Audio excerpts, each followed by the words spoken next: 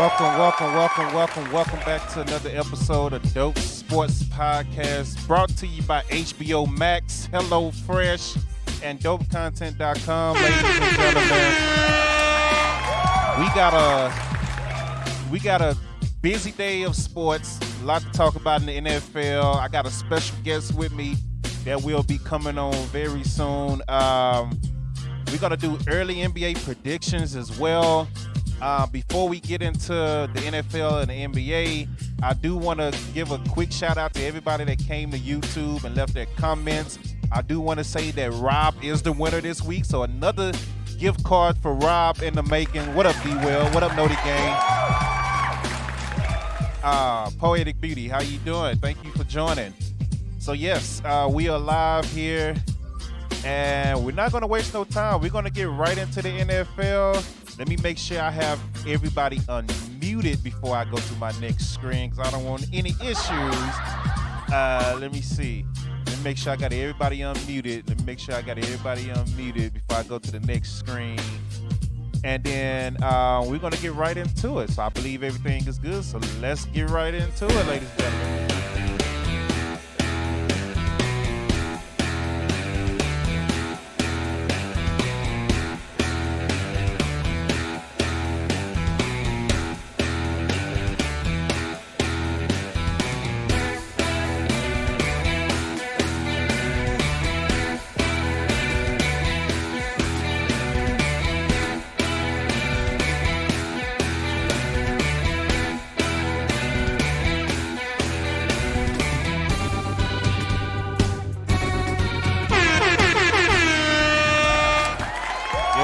Yes, sir. That is the new intro that I made myself. We are now joined by Tony from Get the Tables, ladies and gentlemen. Hey, good morning. How are you? Hey, I appreciate you joining, man. How is everything going? Sports-wise, hanging in there, but everything else doing pretty good. Can't complain. Oh, yeah, your Tampa Bay Buccaneers took that L this week. Yeah, let's not talk about that. Hey, we got to talk about it. So, we are joined by Tony from Get the Tables, ladies and gentlemen. Now, we're going to do our NFL Week 4 recap, and we're going to start here because this was the Thursday night game. Cincinnati did beat the Bengals. That was one of my predictions I got wrong. So, they won 27-15. Joe Burrow went 20 of 31, 287 yards, 2 touchdowns. Tyreek Hill had another good day, 10 receptions for 160 yards and a loss. Jamar Chase was pretty much shut down the whole game. T. Higgins went off this game, so it was a pretty solid game. It was kind of boring, really, but the main news right now is Tua getting basically his second concussion in 2 days. What did you think about Tua playing? And while you're talking, I'm actually show the first injury from the past Sunday before, that he shouldn't even been cleared for to begin with. So what are your thoughts about Tua playing Thursday after basically getting a concussion on Sunday? Just are in trouble 0-2. I don't know what they were thinking having him go out there 4 days after him. They said he didn't get a concussion. It was more of a back injury, but you could tell that was not a concussion that he suffered. Not a back injury that he suffered on Sunday when he gets up and stumbles and falls. Right. It just didn't look good. And then he comes back into the game. he performed well. So you would think that maybe it wasn't concussion, but you knew something was up. You knew that wasn't no back injury. And then having him come back in 4 days later in Cincinnati, it's not a very smart decision on anyone's part. You got to protect the player from himself. Tua is not going to say, I'm not going to go out there and play. They have this, barbarian mentality that they can overcome anything. So you got, like they say, protect them from themselves, and the coaches and the doctors failed him. It was not a good look for the NFL. It was definitely not a good look for the Dolphins, and it was a very sad scene to see on that Thursday evening. So with that said, him coming back, that was the second quarter, by the way, when that happened. So He played the whole second half under those conditions. They won. I get it. Big win for them. They beat Buffalo. Both teams were undefeated at the time. That was a statement win for them. That's what they were trying to do. But Correct. come on, man. As a player and a coach, you see this man stumbling. Like, this man was out of there. I don't understand. He didn't even go into the blue tent. Oh, my goodness. Like, That's as you see, he's up. They will take him to the sideline. He just falls back down, and he's shaking his head. That has nothing to do with his back. Yeah, he's trying to clear his head out. You could tell, like, trying to clear the cobwebs out of his head. He knew there was something up. Like, he's not even clinching at his back, holding his back whatsoever. It's more, like you said, I didn't even notice the whole head wobble, trying to, like, shake it off type deal. You're right. It was just not a good look. It was bad. And it's kind of fishy that they take him to the locker room of all places and not to the blue tent. Yeah. Never went through the blue tent, so he really didn't go through the concussion protocol like he should. So that's a red flag right there. Coach is putting them back in, too busy trying to win the game. Like, who? Well, go ahead. I don't know if you heard about this, but players. I was listening to some sports show. Maybe I can't remember which one it was. Mm-hmm. They would say that they would lie on the sidelines when they would get tested for concussion protocol, and then they would come and test them again. Yeah. And then they would pass it so they could get back into the game. So how do we know Tua doesn't know that little secret and trying, like you said, they're going to do anything they can to get back into the game to help their team win, especially against the Buffalo Bills, a statement game. It was very pathetic on both sides of doctors and the Dolphins. Yeah, it's ridiculous. And then he comes back Thursday, and I'm going to show this once because Amazon showed it multiple times. So I'm only going to show it one time. I don't know why they showed it so many times. He steps back. He's holding the ball too long. That's one thing about him. Down he goes. Goes down. It doesn't seem that hard, but instantly his fingers locked up. I remember doing a watch along with push play, and I was like, yo, what is going on with his hands right now? I didn't even realize that he hit the back of his head. Last week, and it looks like a regular, tackle. But again, once you have a concussion, it's easier to get another one, and this happened 4 days later. Mm-hmm. So of course, once everybody saw Tua go down like that, his hands locked up and things like that, people are now pissed. Like, you don't care about this man's future at all. I instantly started worrying about, hey, I really hope this guy don't end up with CTE later on in life. Like Junior Seau and Aaron Hernandez and Chris Benoit and things like that. Because you saw how it ended up for those guys. So, like that's something that instantly popped in my head. Man, I hope this man don't end up with CTE. He's already made $25 million in his career. What is the point to where you say either I'm gonna sit out the rest of the season or I'm just done, period? What's the point? Does he have to get another concussion, or what do you think happens with that? I don't know. That's an interesting question. If it depends on how he feels about himself and his health. He may want to go out there and play again. If you're the Dolphins, do you allow him? 2 weeks in a row where, again, it's allegedly he didn't get the first one. Right. We know he did. He did, yeah. And, how confident are you to go out there and say, all right, Tua won't suffer another one? 3 concussions in one season, that's pretty serious. If you're Tua, you're probably contemplating on sitting out the rest of the season. I would definitely think about doing that. It's definitely a risk. It depends on if he's willing to take it and if the Dolphins allow him. Yeah. After their backlash that they're getting on this particular instance and the first one, maybe they don't allow him to come back and play. I know they're not letting him play this weekend. They said he's still in concussion protocol. Well, he shouldn't play for the next 3 to 4 weeks minimum. Correct. Yeah. So when they announced when the coach announced that, I was like, oh, no shit, really? He's not playing. Right. Breaking news. Tua's not playing Sunday after getting 2 concussions just last week.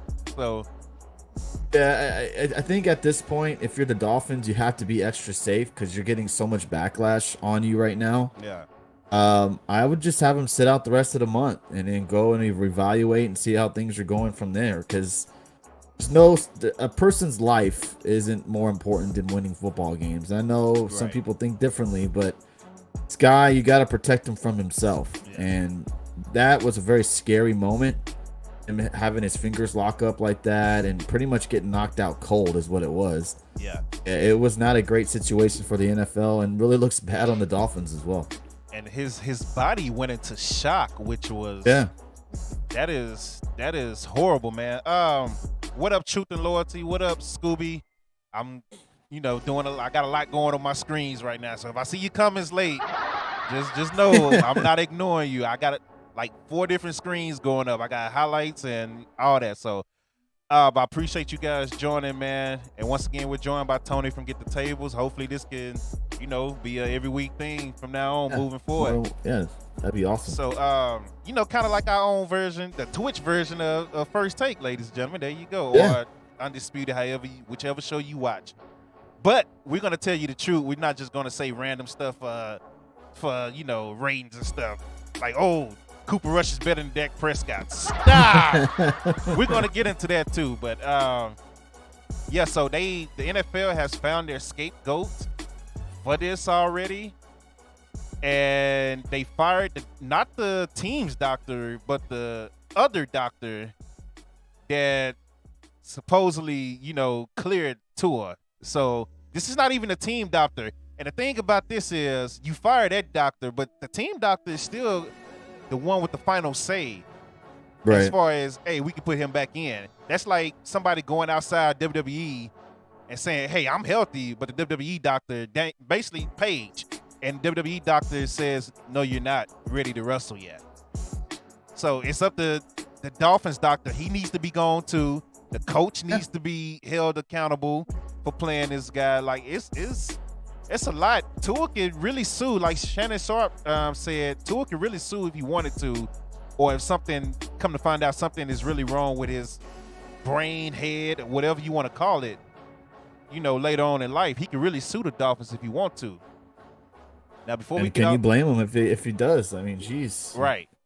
Hey, I mean, like you said, like they fire the doctors not even involved with the Dolphins, and Right. again, not saying like the doctors are shady in the NFL, and they could be. They are. But he's not gonna.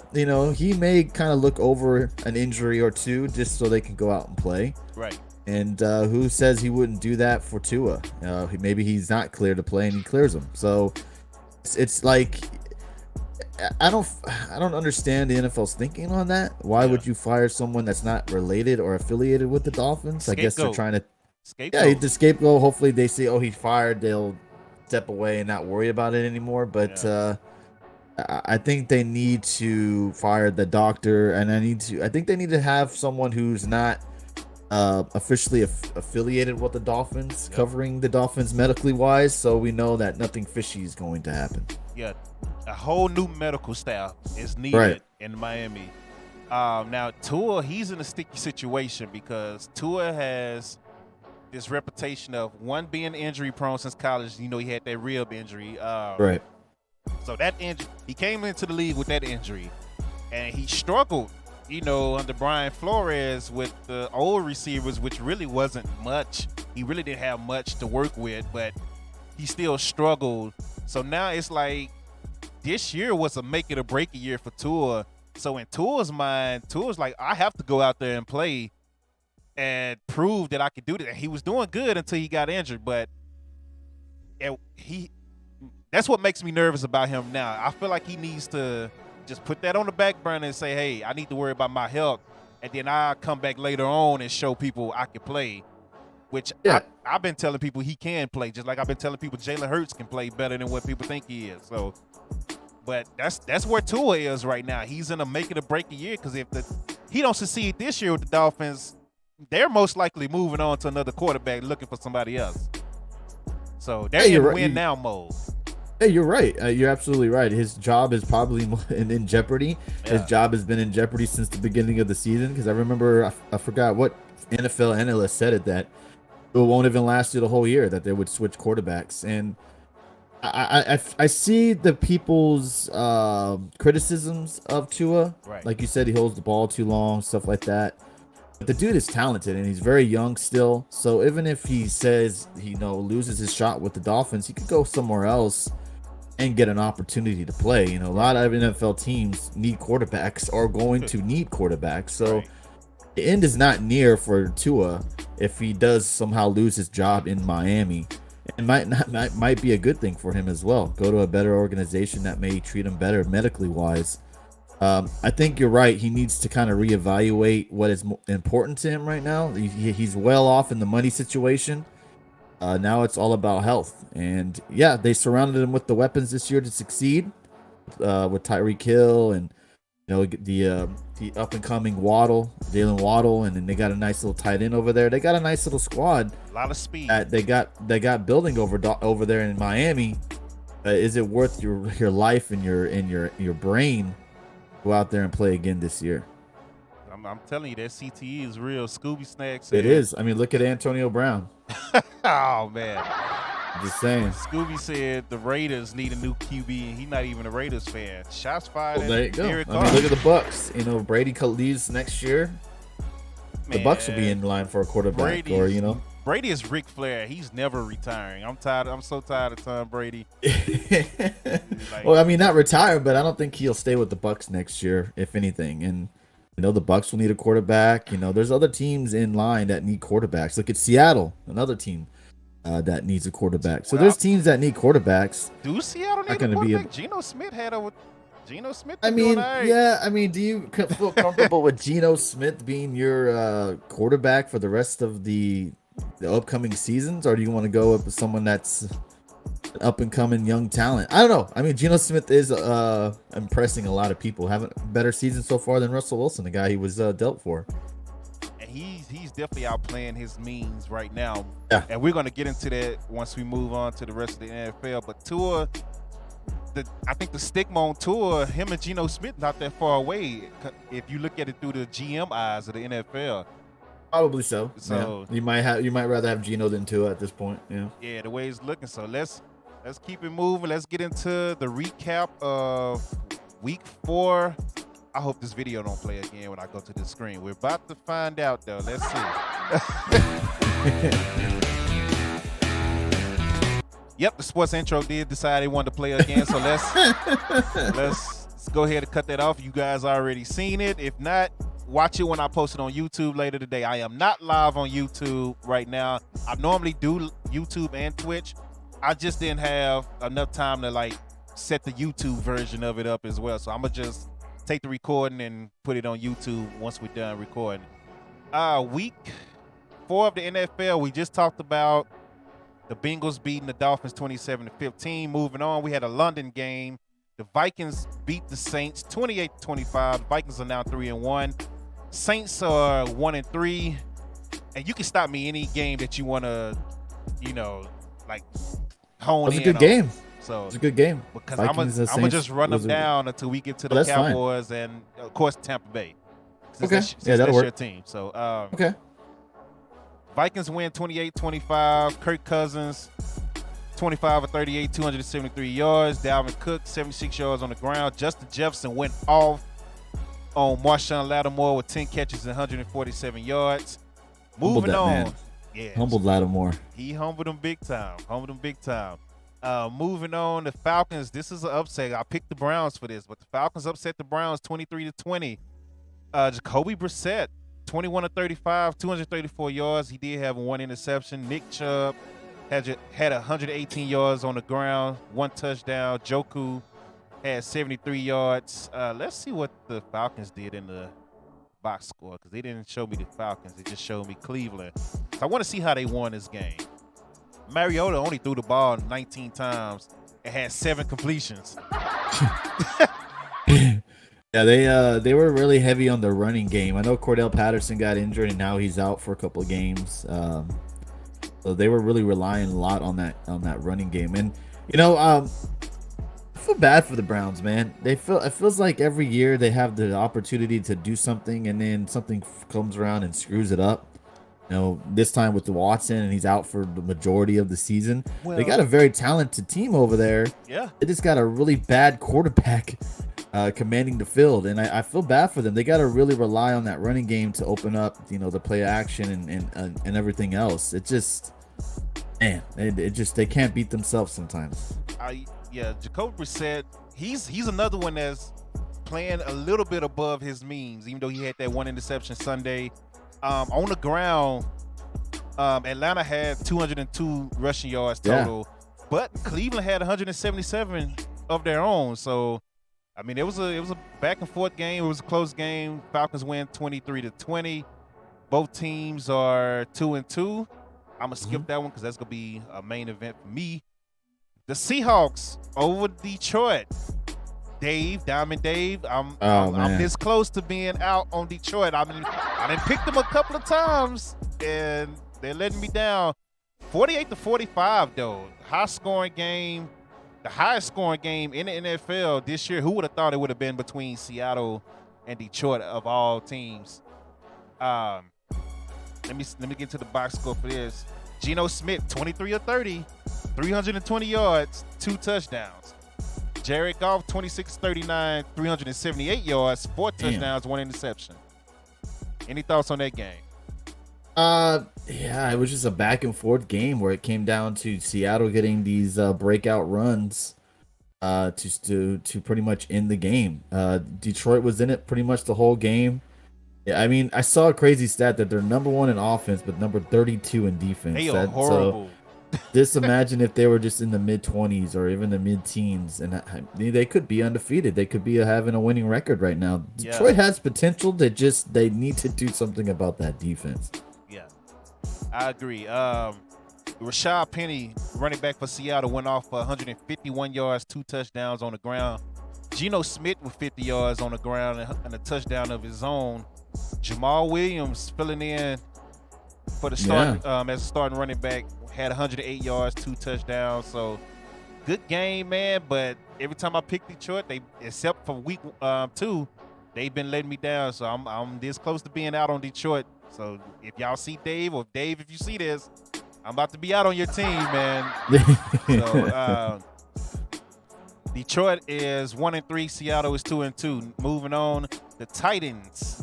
Tennessee beat the Colts 24-17. Tennessee is 2-2. The Colts 1-2. I'm sorry, 1-2-1 because they got that tie with Houston. I told y'all Matt Ryan was washed, even though he had a good game. It was 27 for 37 for 356 yards, 2 touchdowns. That was a good game for Matt Ryan. But they couldn't stop Derrick Henry. 22 carries, 114 yards, 1 touchdown on that game. His best game this season from Derrick Henry.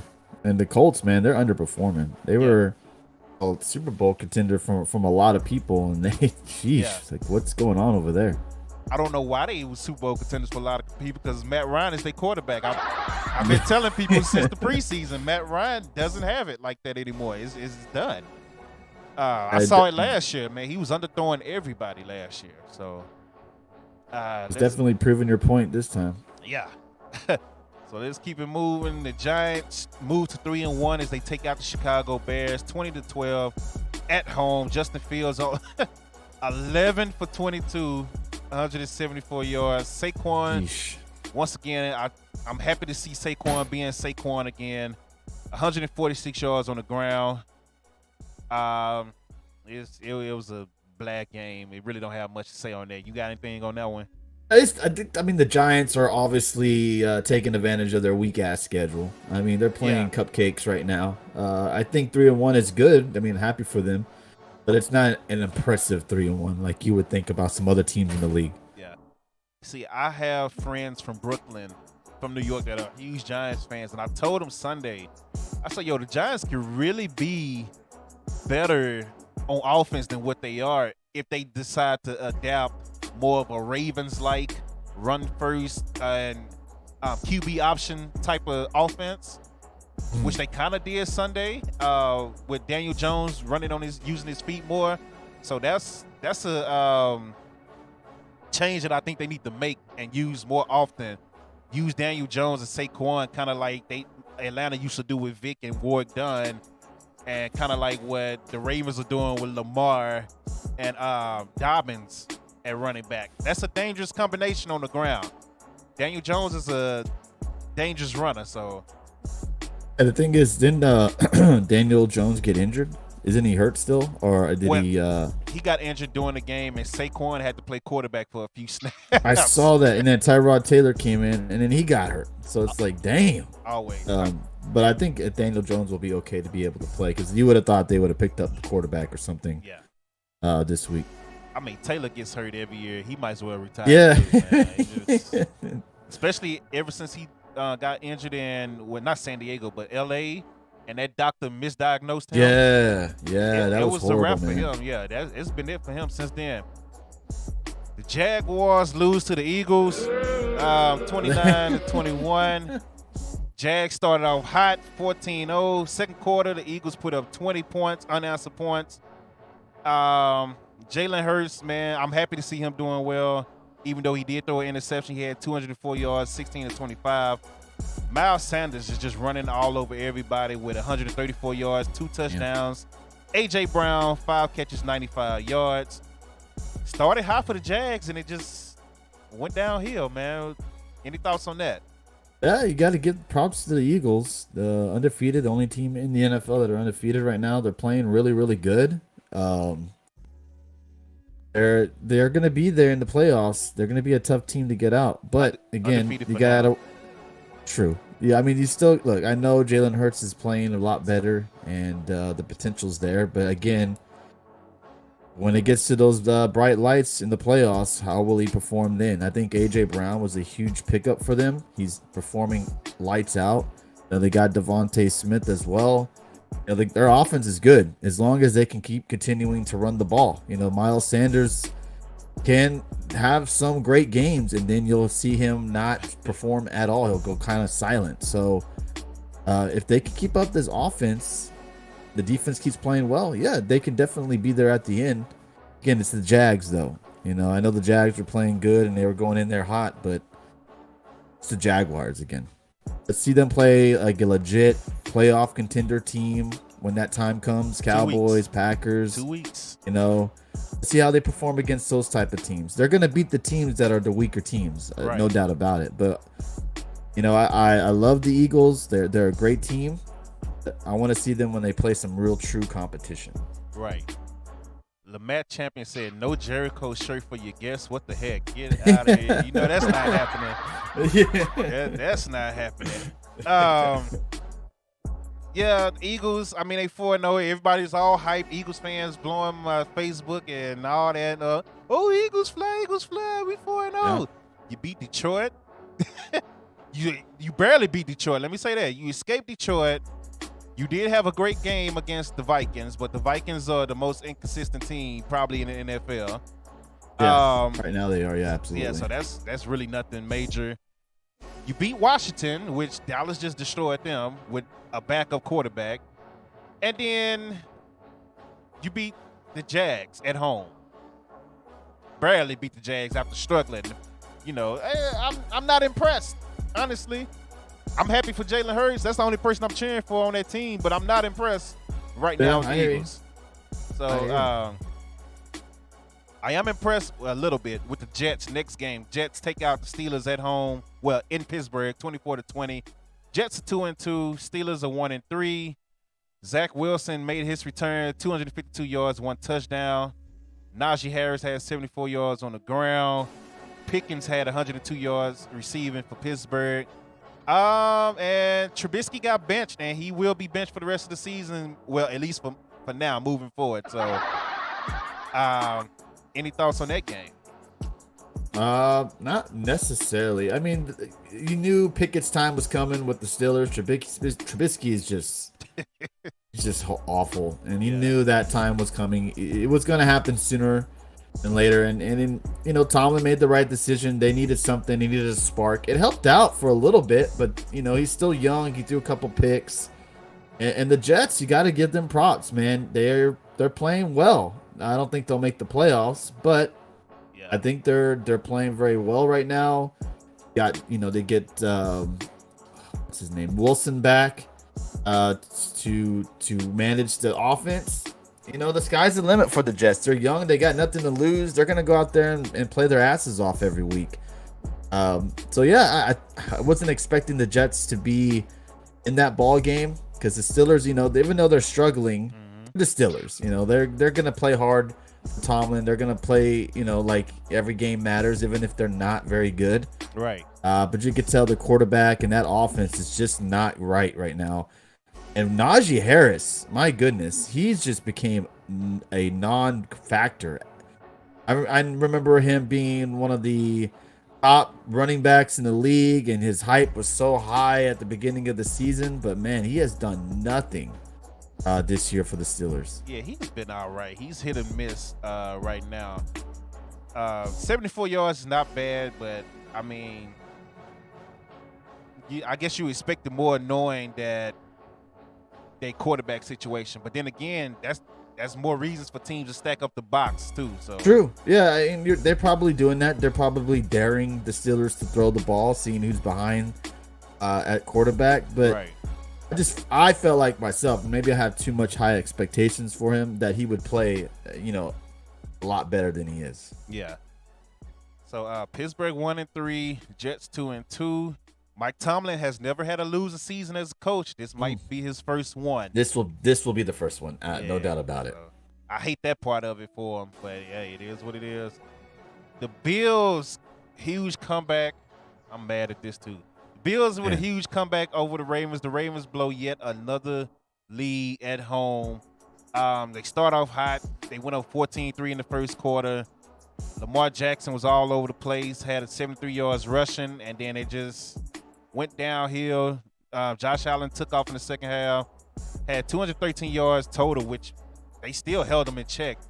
One touchdown. Diggs only had 62 yards, but the Bills scored 13 unanswered points in the second half.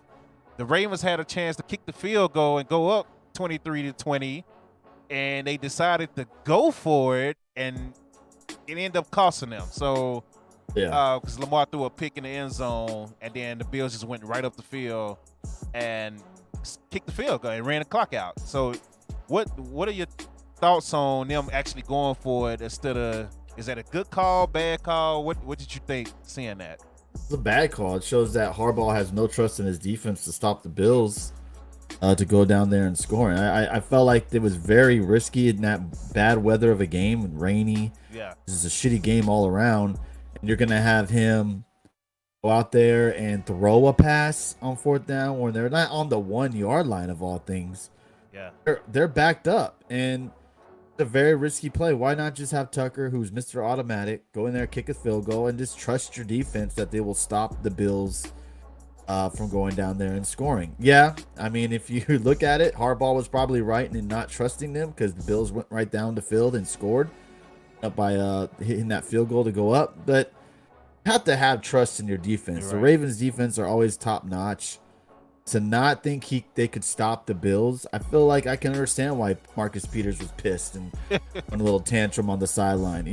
Not trusting your defense in that situation, risking the game, was a very horrible decision by Harbaugh, who does not make very many of those. I know you got Lamar back there, and he can do some magical stuff. I feel like that was a bonehead play to do. Yeah, I didn't like it with the way that the game was going. Like, I kind of get why he did it. Lamar is his MVP quarterback. He wants to show Lamar that he has faith in Lamar. But if you look at how I watched that game, if you looked at how the flow of the game was going, I was like, kick the field goal, bro, and then just hope your defense can hold them to 3 and go to overtime. That was the thought process. I would have kicked the field goal. Points. Yeah, I would have kicked the field goal. But Harbaugh decided to go for it. He's super aggressive. It backfired on him. Personally, I would have kicked 3. Just the way the game was going. The second half was not going in their favor. So hey, it is what it is. Ravens are 2-2. Bills are 3-1. We'll see if the Ravens can bounce back. They better get it together. That's my second favorite team, so they better get it together. That's all I'm gonna say. The Chargers take out the Texans in Houston. Texans are 0-3-1. Chargers are now 2-2.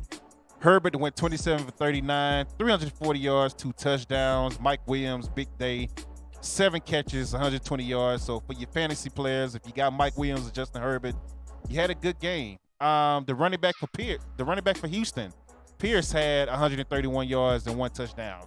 that might be a sleeper in fantasy. You might want to start picking him up or playing him if you have him on the bench or if you haven't drafted him. So that's a sleeper right there.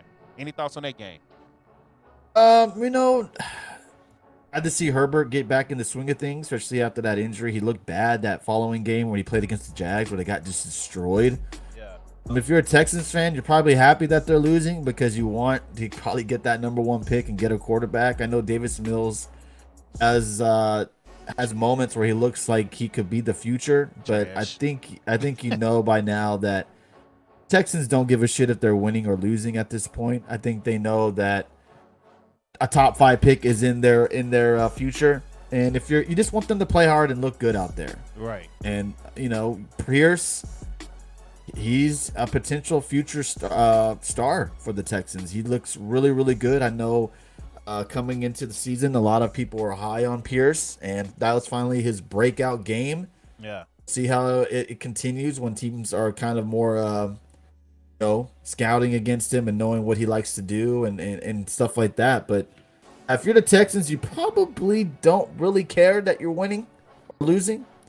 You just probably want to get that good draft pick at the end of the season. Happy for the Chargers, happy for Herbert. Like you said, if you're a fantasy fantasy owner of Mike Williams, you definitely were happy this weekend. Big game. A lot of points. Moving on, the Cardinals beat the Panthers 26-16. Panthers are 1-3 under Baker Mayfield. Yeah, everybody was like, Baker this, Baker that. Yeah, Baker losing. The Cardinals are 2-2 with Kyler Murray. Kyler Murray 207 yards, 2 touchdowns. James Conner only 55 yards. Marquise Hollywood Brown, former Raven, 88 yards, 1 touchdown on the ground. Any thoughts on that? The Panthers are horrible. They got talent though. I don't understand it. It's their coach. Their coach is awful. He looks like he's not fit for that job. He does not make great decisions on offense. You have Baker Mayfield of all people back there, and I'm not a Baker hater. Yeah. But he's not going to take you to that promised land. He's just there for probably a season. Be another one in the lines of drafting a quarterback, more than likely. And they're just bad. Cardinals, on the other hand, they're just inconsistent. One day they look freaking really good. In the next game, they look horrible. Right. Just not consistent. And which is crazy because they got a pretty decent offense. I know they're down Hopkins. That running game is probably not the best. Yeah. They have a pretty good team, and how they cannot show off on the field every week, it just kind of amazes me how they cannot perform every week when they have a team like that. Yeah, very inconsistent. I struggled picking that game in my predictions last week, but I think I actually did pick the Cardinals, so I did good on that one. And once again, shout out to Rob. He won another Amazon gift card for out predicting me this week, so shout out to him. Look at him. 2 weeks in a row for Rob. Keeping it moving. The Packers barely escaped the Patriots in a third-string quarterback at home. Aaron Rodgers, 21-35, 251 yards, 2 touchdowns. Aaron Jones, 16 carries, 110 yards. Alan Lazard, 6 receptions for 116 yards. Packers barely escaped in overtime, winning by 3. Don't forget to mention that was against their third-string quarterback on the Pats. Yeah. I don't see the hype in the Packers. I do not. I know they're 3-1. They're 3-1 at the moment, and I understand that beat my Bucks last week, and that you can call me a salty Bucks fan if you'd like. Oh, they did. But they didn't look good against the Bucks. The Bucks shut them out in the second half. They go up against the Patriots, who not the Patriots of old, right? And they struggle against the Pats and a third-string quarterback who almost won them that game. So I don't know what the Packers are missing. I know their wide receivers aren't the greatest, and maybe they'll be in lines to trade for a wide receiver. Maybe Claypool, the Steelers, because he's not doing crap there, or maybe they try to reach out to someone else. The the Packers don't scare me. The only reason they would scare you is because of Aaron Rodgers and what he can do to you, and maybe Aaron Jones. But after that, Packers to me are a very vulnerable team, and they're a little bit overrated in my opinion. Oh yeah, NFC is wide open, man. Absolutely. Right with them, I don't know how they beat. We'll get into Tampa once we get to that game because Tampa's offense is kind of meh right now. They kind of turned it definitely up late in the second half, but we'll get into that game real shortly. The Raiders finally get their first win, taking out Russell Wilson and the Broncos 32-23. Wilson 17-25, 237 yards, 2 touchdowns. Josh Jacobs for the Vegas Raiders had 144 yards on the ground, 2 touchdowns. Devontae Adams 9 catches, 101 yards. Randy Gregory was carted off and has to have knee surgery, so he's out for a while. That was one of the big attributions. I'm sorry. I'm reading comments and talking at the same time. That was one of the big free agent signings for the Broncos. And once again, 32-23. Rob said he just woke up. I'm missing other comments, but I'll get to them in a minute. Raiders are 1-3. Broncos are 2-2. Any thoughts on the Broncos? And don't forget they just lost Javonte Williams too, the running back with a torn ACL, so he's out for the year. Another team that's underperforming, the Broncos, and a lot of blame is going on to the head coach Hackett. That he's just not he's not playing Russell Wilson the right way. Just a lot of backlash going to the coach right now, and I mean I don't blame him. I mean the offense, you got Jared, you got Judy, you got Sutton, you had Javonte Williams. Unfortunately, he got hurt, but you still got Melvin Gordon back there. I know he's not the Melvin Gordon of old, but he can still run the ball. You got weapons. One of the best quarterbacks in the league of Russell Wilson, and you're just struggling bad. And they came out firing at the beginning of the game. They were up early. Just the Raiders came back on them and just couldn't stop them. What I found funny was I was watching ESPN. I think it was Get Up, that morning show that they have. It was the weekend after the Raiders lost their last game. I can't remember who they lost to.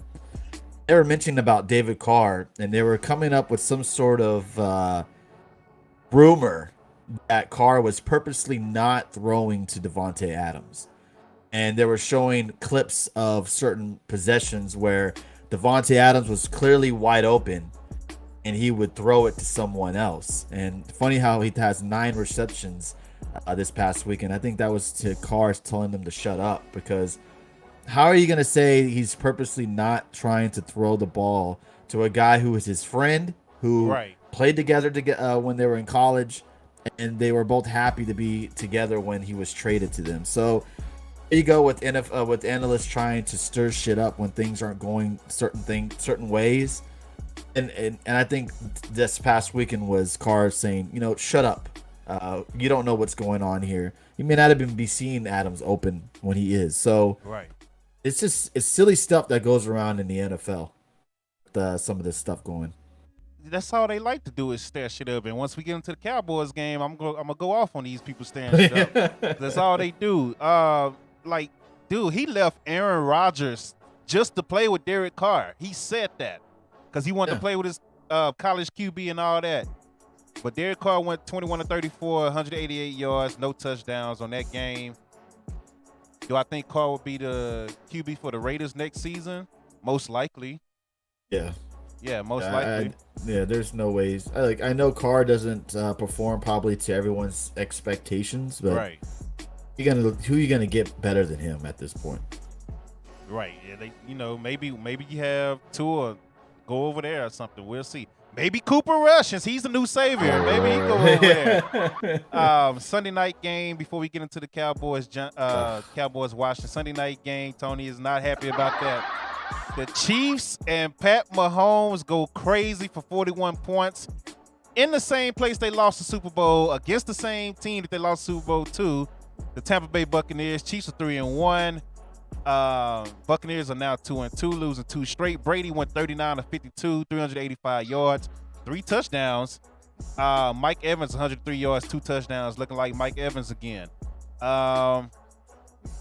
Clyde Edwards had 19 carries, 92 yards, 1 touchdown for the Chiefs, and then Pat Mahomes went 23 of 37, only 249 yards, but 3 touchdowns. So, and I know you want to dive into this game, so go ahead. This is all you.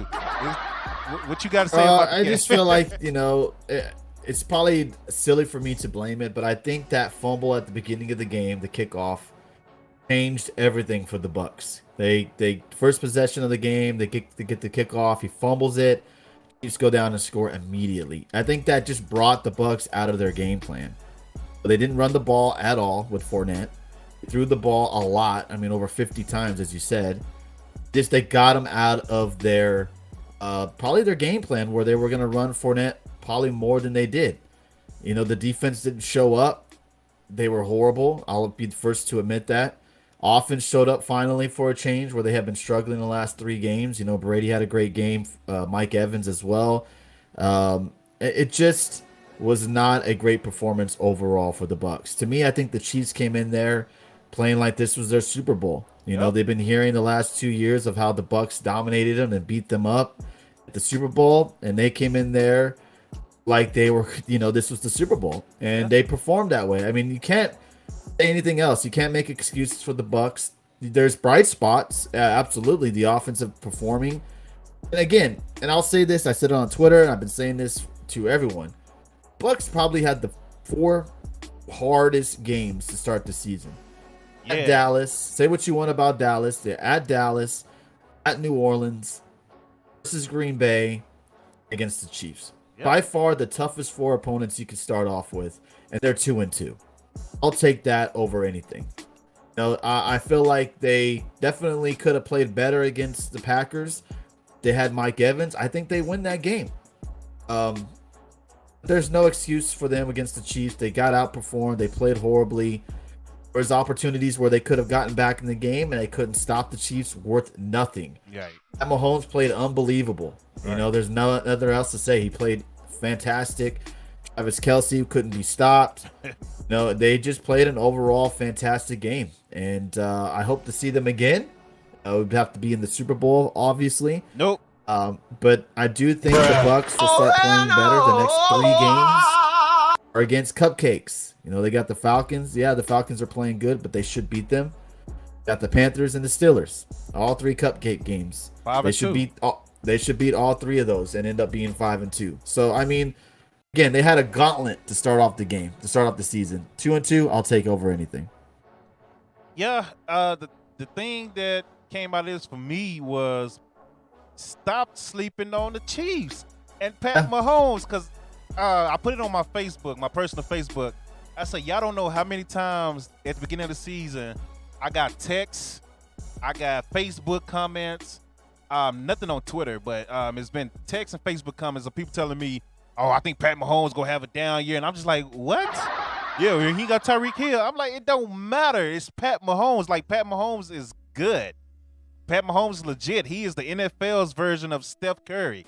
Like, this guy had a play where when they scored, and he just broke a sack, ran to the sideline, did a spin move, stopped on a dime because he saw he was about to pass the line of scrimmage and just tossed it. And dirty, touchdown. man. Like, bro, Pat Mahomes is crazy. He's another level. He's elite.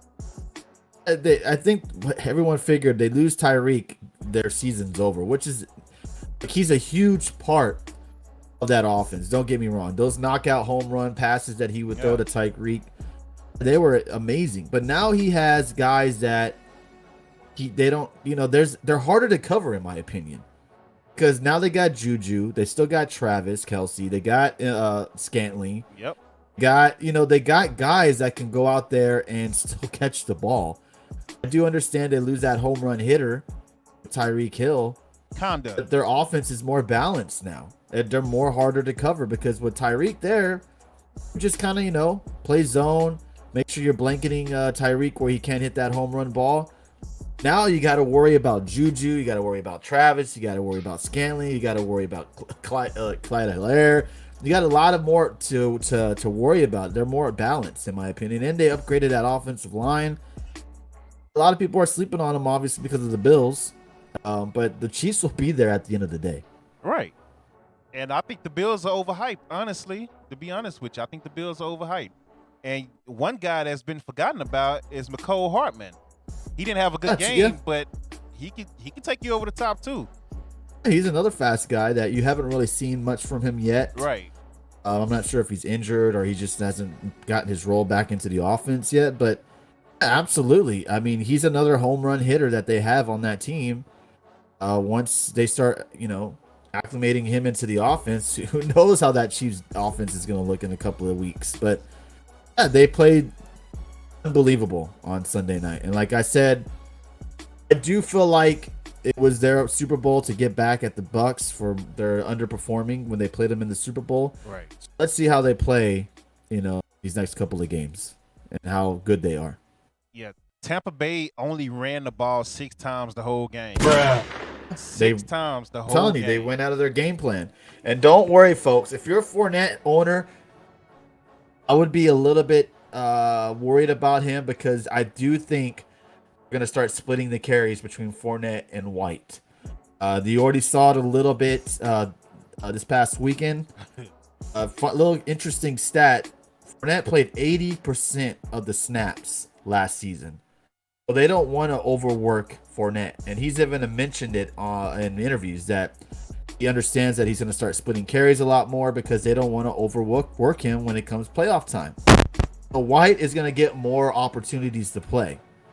And you're going to have to just go with the flow with him. If he fumbles like he did on that opening snap. You just going to have to learn, got to go through the growing pains with him. But they're going to try to use him more like I can't remember the running back they had in New England.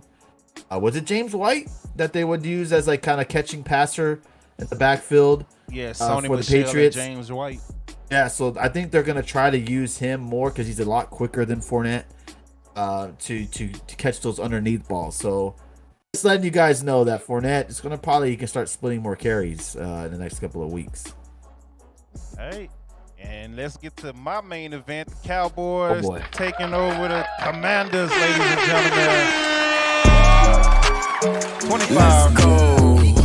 25 to 10. Cooper Rush.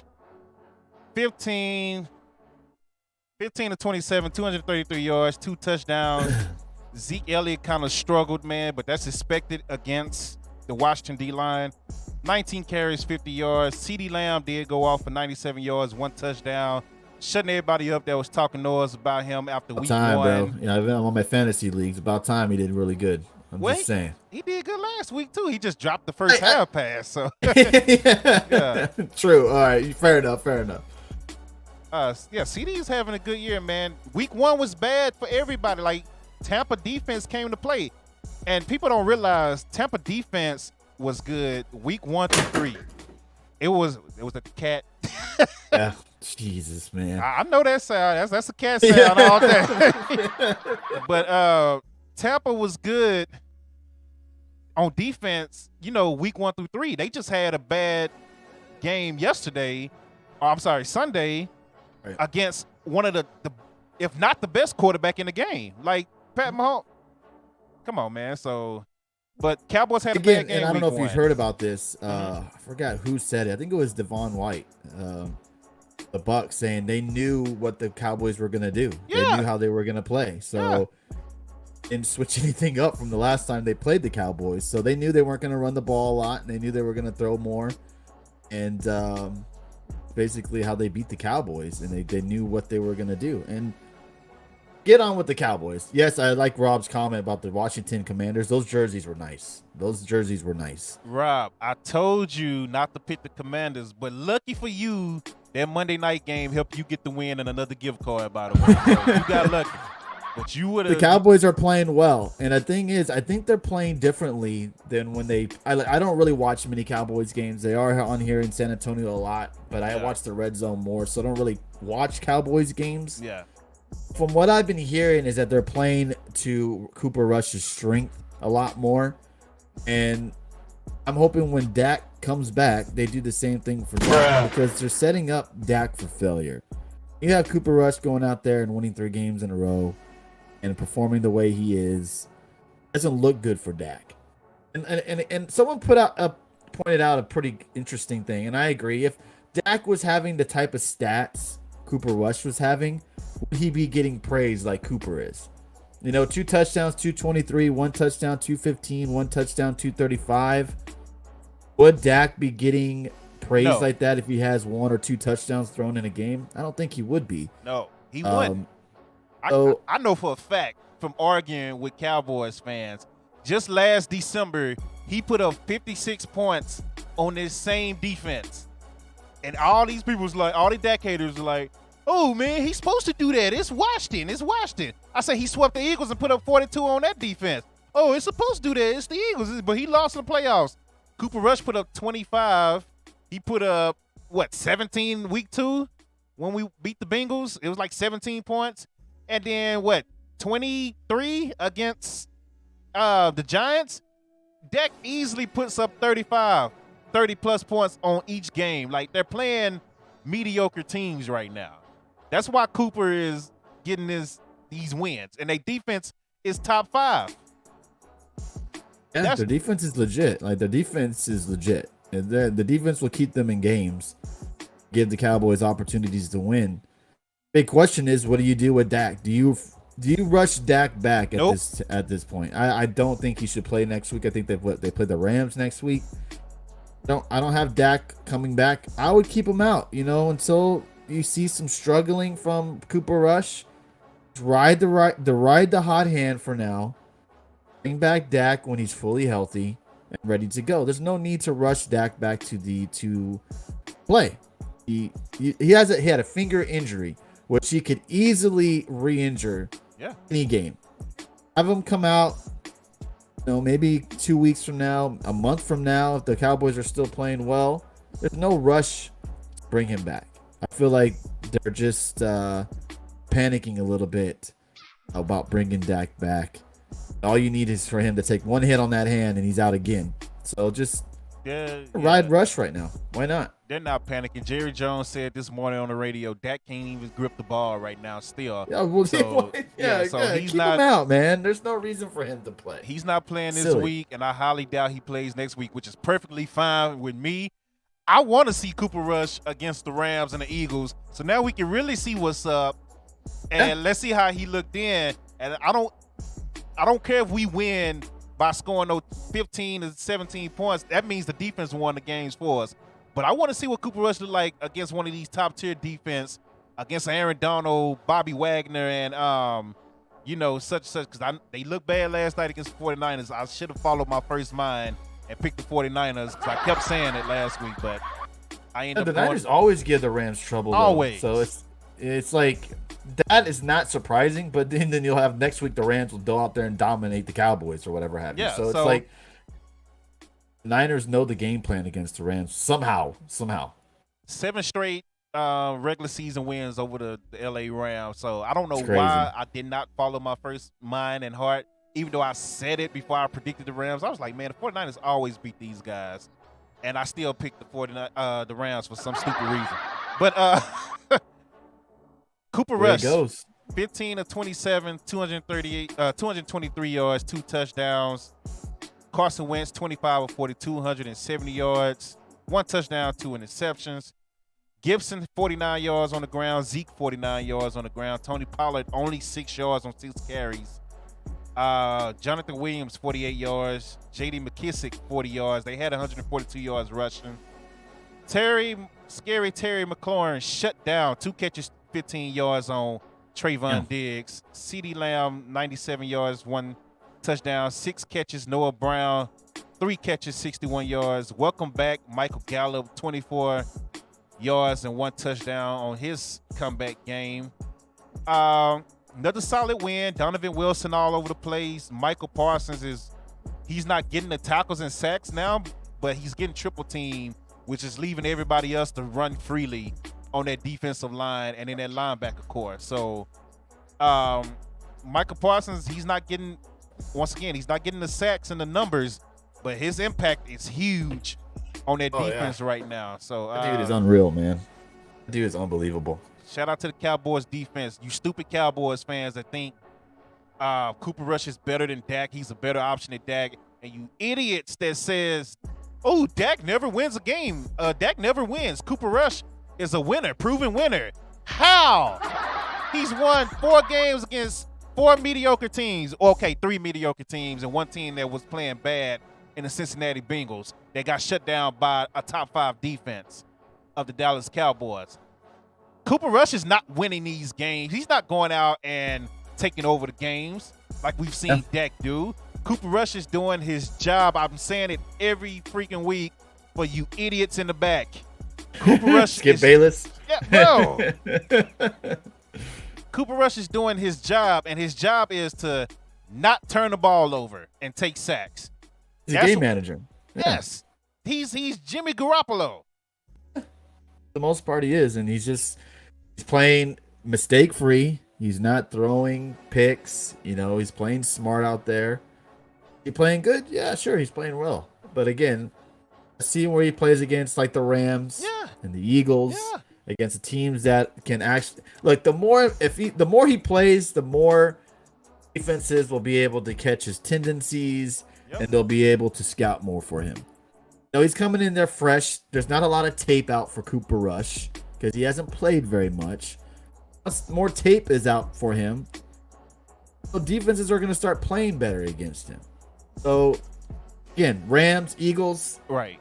Eagles out there and beats them, then I'll give him some praise. But for now, he's just being a game manager, and you're counting on that defense to keep you in games. It's how he beat him for me. Because everybody want to judge Dak on how Dak won on the games that he's won, even though Dak has never had a losing season since entering the league in 2016. Never had a less than 8-8 season when healthy. And 8-8 is his worst record ever. So, but people don't talk about that. They say, oh, he lost in the playoffs. This same 49ers team has held Aaron Rodgers, Matthew Stafford, I can't even remember the exact stat. It was 4 top quarterbacks, the last 4 quarterbacks to 13-point average. But everybody would say, oh, Dak struggled in the playoffs against the 49ers. 49ers was one bad call away from the Super Bowl, from going to the Super Bowl. One pass interference and a drop interception away from going to the Super Bowl. You're absolutely correct. Yeah, I mean, again, I would not put very high stock into Cooper Rush. No. And he's playing against very low-tier defenses.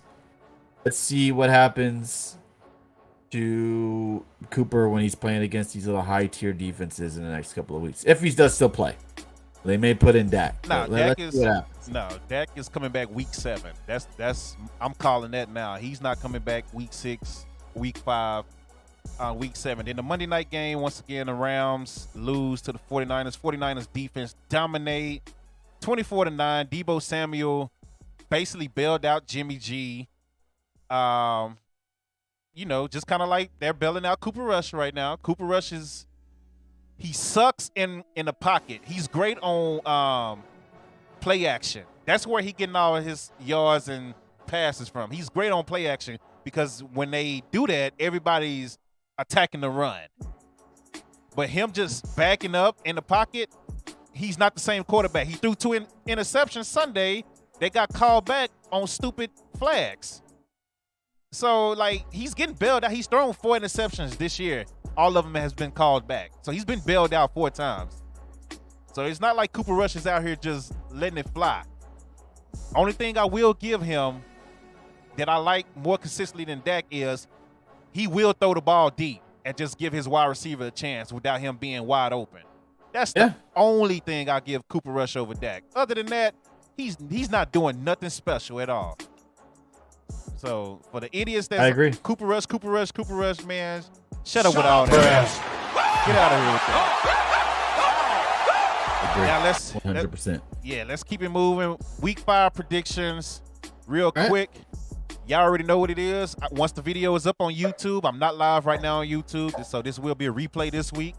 But once the video is up, leave your comments on the YouTube video for your chance to win an Amazon gift card or a free dope content shirt. You have to out-predict me and Tony now. It's not just me. Oh, so you have to out-predict both of us. And if Tony out-predict me, I'll send him merch or I'll send him a Get the Tables shirt that I'll make for him. How about that? All right, pressure's on. Let's do it. Once again, Rob, 2 weeks in a row. Shout out to Rob, man, for 2 gift cards, back-to-back weeks. Now let's get into it. Yeah, I try to make it interesting, man. So I'll predict us, and you get something. Colts versus Broncos. Who you got? I'm gonna go Broncos.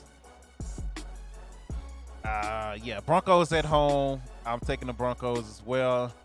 Matt Ryan is worse than Russell Wilson, even though Russell Wilson is playing like trash right now. Yeah. 2 3-1 teams that shouldn't be 3-1. Giants at the Packers. Who you got? Oh, Packers. Gotta go Packers. I'm gonna go Giants. Ooh, okay. I think that's an upset there. That'd be quite the upset. I'm gonna go with the Giants. Steelers at the Bills. Bills. I got the Bills as well. That's the easy one. This is a pretty interesting one. Chargers at the Browns. I'm gonna go Chargers. I gotta go Chargers on that one. I want to go Chargers, but every time I go Chargers, they let me down, bruh. Browns at home. Both teams 2-2. Chargers are favored by 3. Oh, okay. Scooby Snack said Browns. Rob said Chargers. Once again, even if y'all here live, make sure you go to YouTube.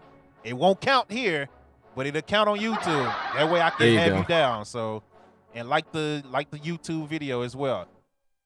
He said the Chargers almost lost to the Texans. That's true, but it's the Browns as well. I'm gonna take the Chargers. I'll take the Chargers too. Bears at the Vikings. Vikings all the way. That's a pretty easy one too. I got Minnesota as well. Detroit at the Patriots. Oh, Detroit. I think Detroit wins that one. I think going back there and playing their old coach, who's on the New England staff now. Yeah. I think they go out there and perform and win. I feel like the Patriots. I feel like, you know how it works with Bill Belichick. You know, around week 4 and 5, that's when he started to figure his team out. Yeah. And they start turning around. So right, yeah, you're right. That makes me nervous because it is week 5 and it's time for Bill Belichick to do what Bill Belichick does. I don't know who's playing quarterback for this game for the Patriots though. So New England is actually favored by 3 points. Oh, are they? Yeah. New England, really? Yeah. Because they're at home, right? And the over-under is 45.5 points. The worst I don't know about defense the in over-under. league. Yeah, that's true. I guess I Patriots think defense is legit though. I don't know, man. 45 seems a bit high. they're not as good as they used to be, but they are True. nice. Man, I'm struggling with that. I'll take Detroit. I'll go here with Detroit. Seahawks at the Saints. I know who Rob picking. Yeah, Seahawks. I can't see the Saints losing again, man. I can never pick it for the Saints ever. So the Seahawks. What the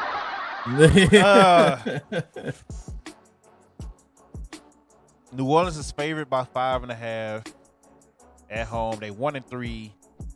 They gotta turn it around eventually, man. I don't think Michael Thomas is playing. So you got the Seahawks. I'm gonna take the Saints. Okay. Dolphins at the Jets. No Tua. Jets. I'm gonna go Jets with the upset. Really? Is it much of an upset? Yeah, I'll go with the Jets. Miami's favored by 3. Jets at home, 2-2. No Tua. Who is they back up again? Teddy Bridgewater. Teddy can handle the Jets. I'm with Tyreek and all them. I'm gonna go with the Dolphins. I got the Dolphins winning that. Falcons at the Buccaneers. Oh, Bucks all the way. This will be their statement game. Yeah, I can't see them losing 3 straight with Brady. So I got Tampa as well. Speaking of Teddy Bridgewater went 5-0 when he filled in for Drew Brees. But nobody was saying, "Oh, Drew Brees, should stay on the bench and Teddy Bridgewater should start for New Orleans." They did that shit for Dak. I'm just saying, but whatever. Bunch of idiots, Cowboys fans. You a bunch of idiots, Cowboys fans. Titans at the Commanders. I got Tennessee. That's easy. They only favored by 2.5 though. You know what? I'm gonna go Washington. Rob, love the Commanders. What's your fascination with the Commanders, Rob?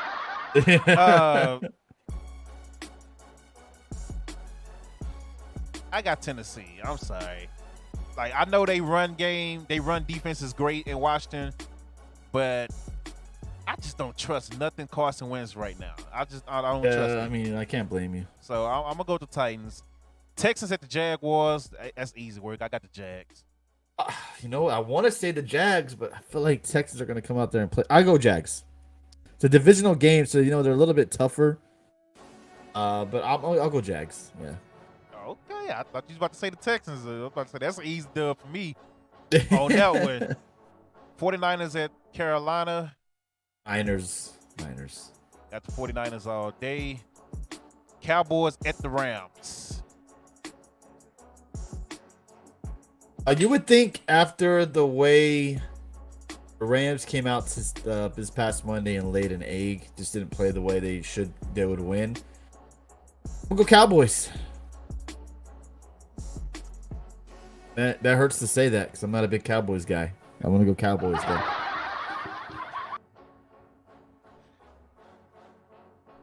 I think Cooper Rush. That's because I like our defense. But I don't like the odds of Cooper Rush versus the Rams. I don't trust him yet to do something against Aaron Donald, Bobby Wagner, and Jalen Ramsey. If they can run the ball, Cowboys will win. But that's a big if. Right. Zeke did have a bad game, and him and Pollard, and they normally bounce back after bad games. At least one of them does. The Rams just got destroyed too. They got something to prove. There's gonna be a lot of Cowboys fans at that stadium. Rams up. They favored by 4.5. Scooby said if Tony is picking the Cowboys, I'm going with the Rams. You know what? I'm going with the Rams too, and I hate to say that. Oh wow! I'm going with the Rams too. I think the rush hour magic is gonna wear down eventually. And now if this man go 4-0 and beat the Rams, then we might have a little bit of a conversation. But other than that, I think the Rams win. Eagles at the Cardinals.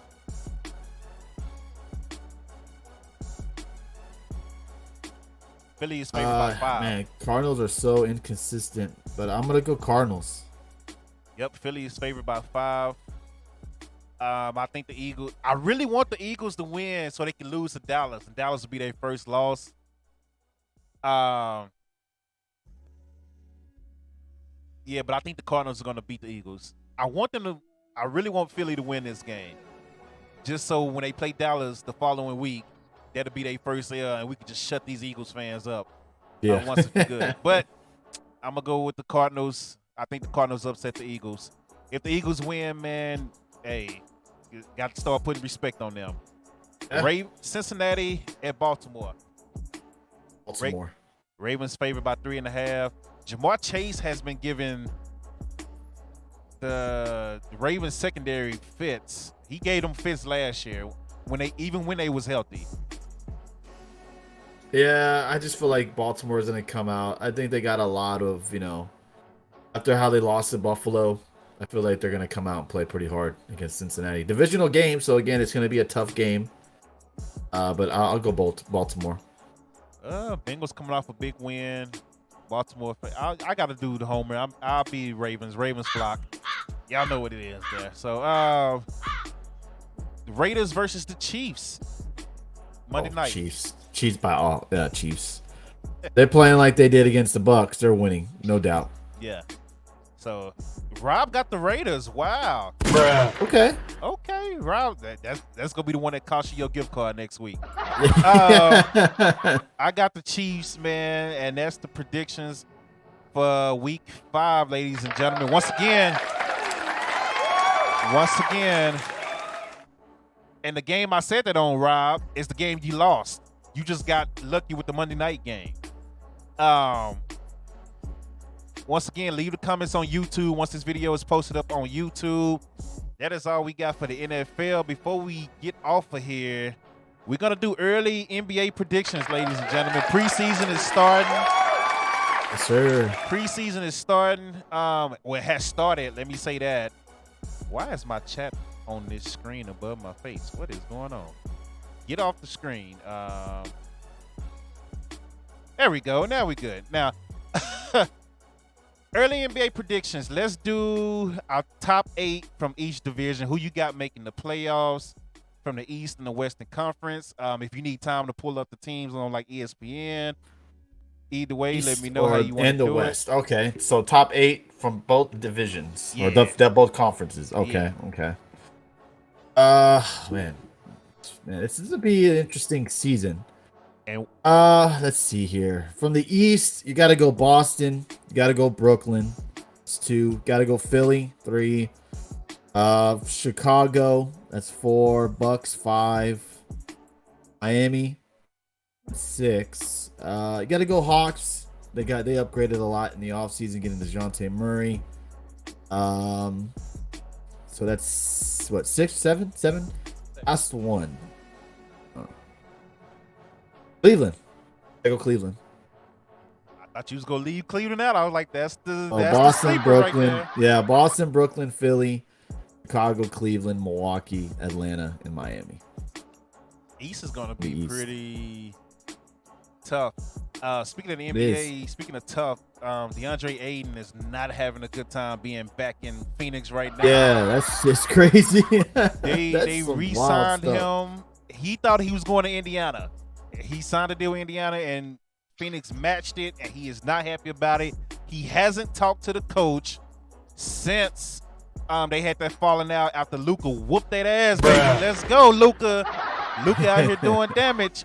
He hasn't talked to him since Luka put that beating on him in Game 7. He was like, "Oh, you happy to be here?" He's like, "I'm all right." Like, yeah. He's not. He doesn't seem very happy at all to be back at Phoenix. And speaking of Phoenix struggling, they lost to not the 76ers, but the 36ers.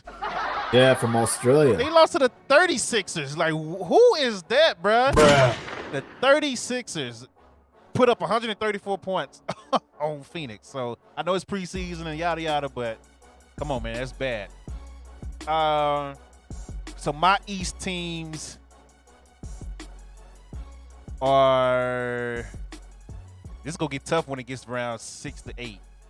But if Brooklyn stays together, Brooklyn is gonna be in the playoffs. Philly is gonna be in the playoffs.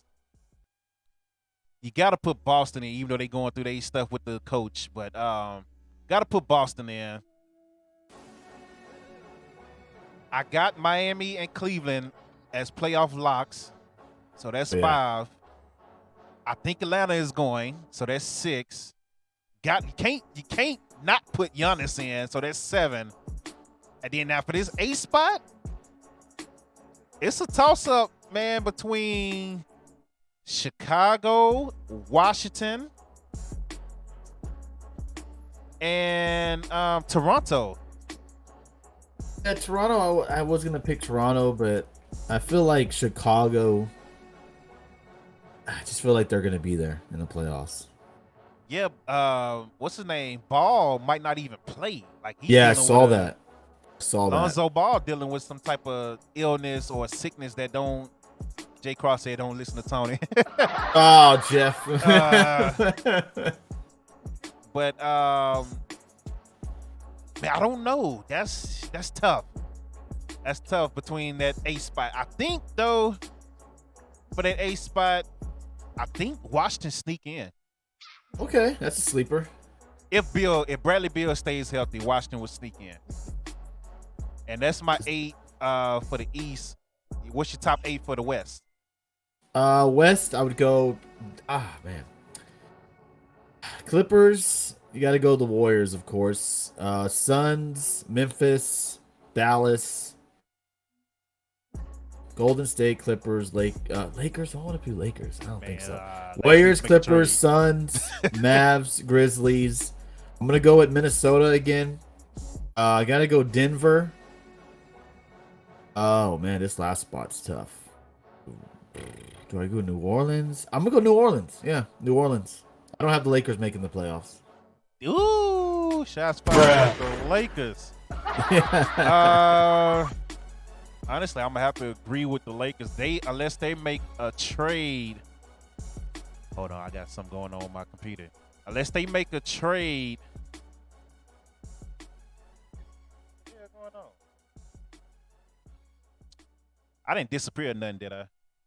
I still see. All right, cool. Yeah, so unless they make a trade, all right, we good. Everything's back. Unless they make a trade, I don't see the Lakers doing nothing either. They have no shooters. No shooters on that team, man. Watching the preseason, that offense look bad. Like, they running into each other. There was one play where LeBron literally ran over Pat Beverly in the paint. And they just lost the ball. Like, I forgot about the play-in. So if you want to do a 9 and 10 team, you could do that. Oh, that's right. 9 and 10 team. Well, then maybe if you're doing a 9 and 10 team, probably Lakers. And who would be another? Because Utah's not going to be good. Spurs won't be good. Man, who would be the other team? Did you put Minnesota in? I did put Minnesota in. Everybody is saying the Kings. The Kings?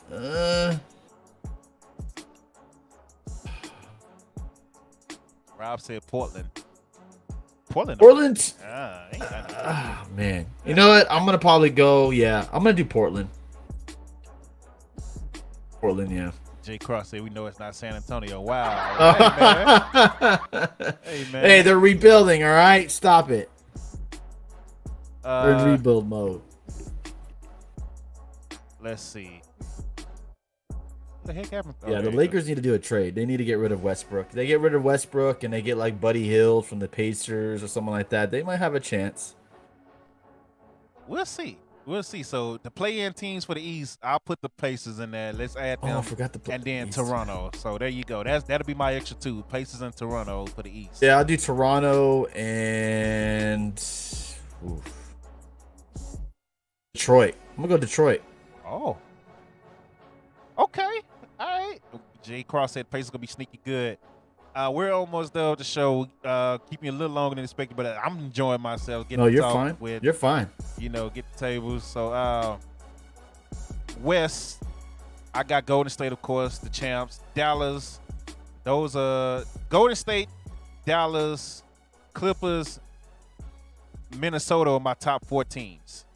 Okay. In the West. And then it's going to be a battle for that 5th. It's really a battle anyway because New Orleans is loaded, so I got them. I don't know what's going on with Phoenix. They got a lot going on, so I got Denver ahead of Phoenix. And then Phoenix will be like my 7th best team right now in the West, starting. I think Oklahoma's going to be a sleeper. They got a nice young team. I think Oklahoma's going to be a sleeper, so I will put them at 8. And then 9 and 10, it'll be Sacramento and the Spurs. Oh. The Spurs are going to get in the play-in. The Spurs are. I'm going to tell you right now. Spurs are tanking. They are tanking to get the number 1 pick. They can't tank better than Utah though. So the Spurs are getting in the play-in. Sacramento and the Spurs be in the play-in. LA. Did I say the Lakers? Hold on. Who did I say? I said Golden State. No, I didn't. I did not say the Lakers. Hold on. So it'll be Sacramento and the Lakers in the play-in then. How about that? Instead of the Spurs. It'll be Sacramento and the Lakers. I didn't even realize. I just skipped right over the Lakers, which lets you know how I think about them this year. It's just they got the names and the talent, but they have no shooters.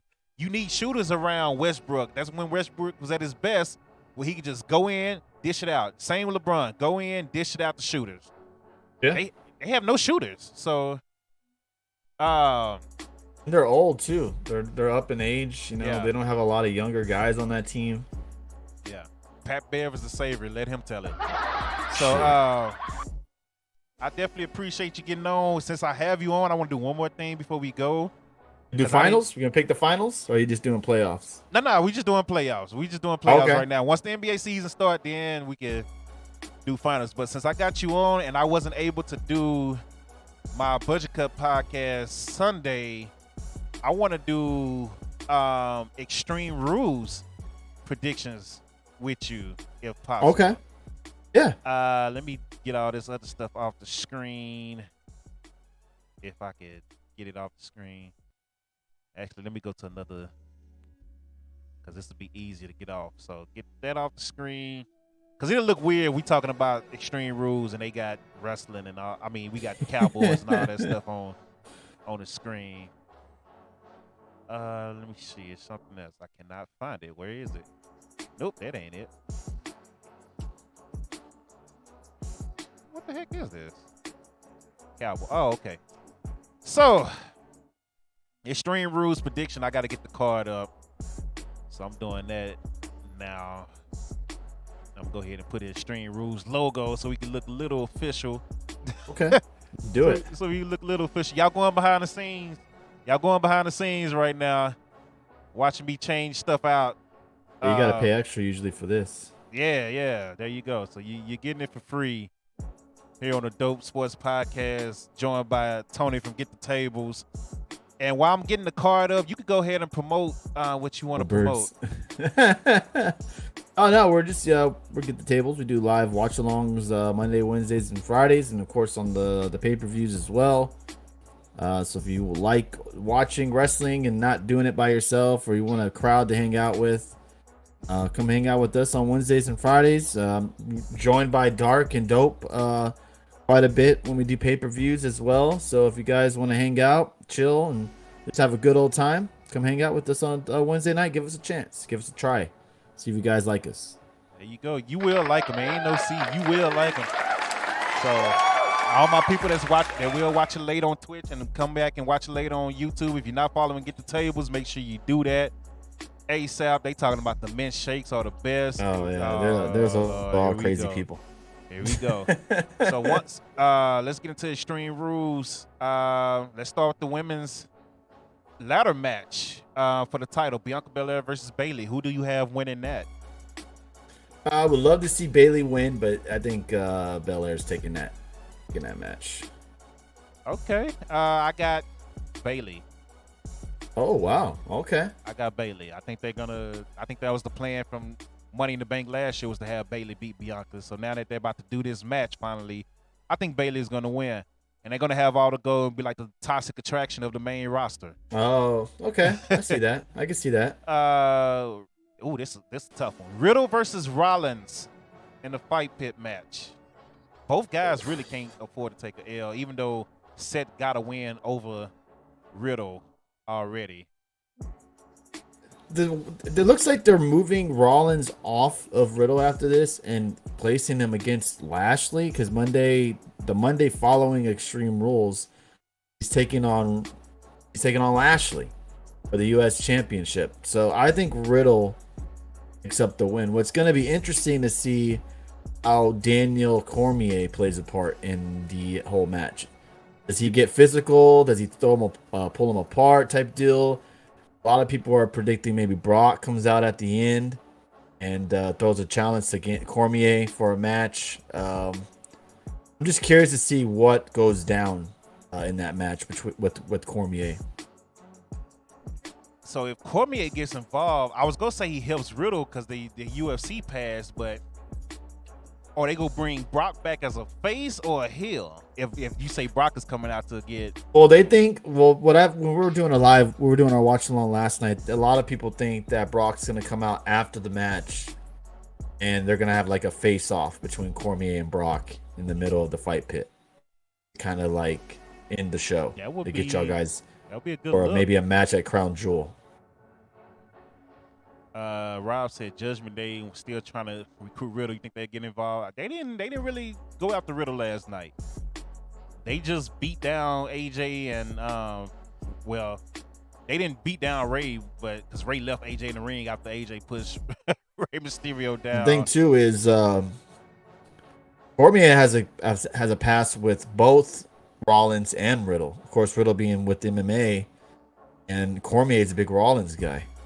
So going to be interesting to see how he plays into this match. Like, I want to say Riddle wins, but I don't see nothing in the future for Riddle after this. Like you said, they got set up for Bobby. So, like, what's next for Riddle? But at the same time, Riddle can't really lose another match. And then this is his specialty. So, yeah, I feel like Riddle will pick up the win here. I hate that because that's 50-50 booking. But I would understand it. Like, it's, you know what? I'm going to go with Seth again, bro. I think Seth going to win again by some type of BS. Him going into a title match with Bobby Lashley, I just refuse to see him losing. Like, I think Riddle beats him down, but Seth walks away with the win. Okay. Drew McIntyre, Karrion Kross in a strap match. I'm gonna go I want to go Karrion Kross. I don't know how he's gonna win. You know, maybe we get Bray showing up, helping him or something. But I think Karrion Kross beats Drew McIntyre. What you've been reading online is that they got huge plans for Kross, and you know he may even win the title or stuff like that. I feel like Kross is gonna beat McIntyre. Yeah. Kross gotta win. Then again, I mean, Candice LeRae and her husband both lost last night, so they're brand new faces. So, which is kind of crazy. Yeah, I think Kross, even though Drew really can't afford another big loss, I think Kross is gonna win as well. Edge and Finn Balor, I quit match.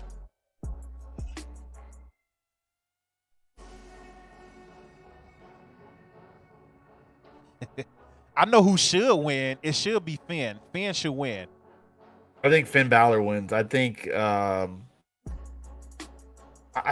what a lot of people were saying in the chat is that somehow maybe Beth gets involved and throws like the towel in for Edge, and I don't even know if that's even a way of him losing. Yeah, well, that is the only way that I can see him losing is somebody else throwing in the towel for him. Yeah, I think Balor picks up the win.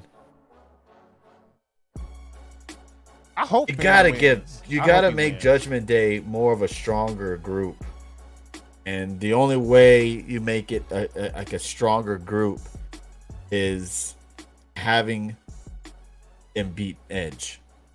Also, we were talked about. Can you remember back in the day when Mick Foley said you'll never hear the words "I quit" from me, and then they had the recording of him saying "I quit"?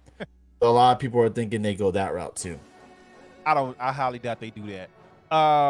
There's a lot of factors that could come to play. Ray can get involved. Styles can get involved. I think there's a lot of things that can happen in that match. AJ might have got jumped in last night, low key. Oh, you think so? Okay. He might have got jumped in last night. AJ would look very frustrated with Ray, and he's been losing a lot.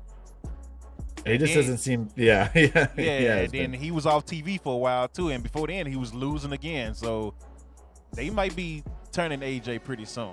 So I got Finn winning. Like you said, they could be like a Jey Uso Roman Reigns situation where when Jimmy came out and threw the towel in when Roman was beating him down, and Jey was like, "Don't do it," don't throw the towel. So.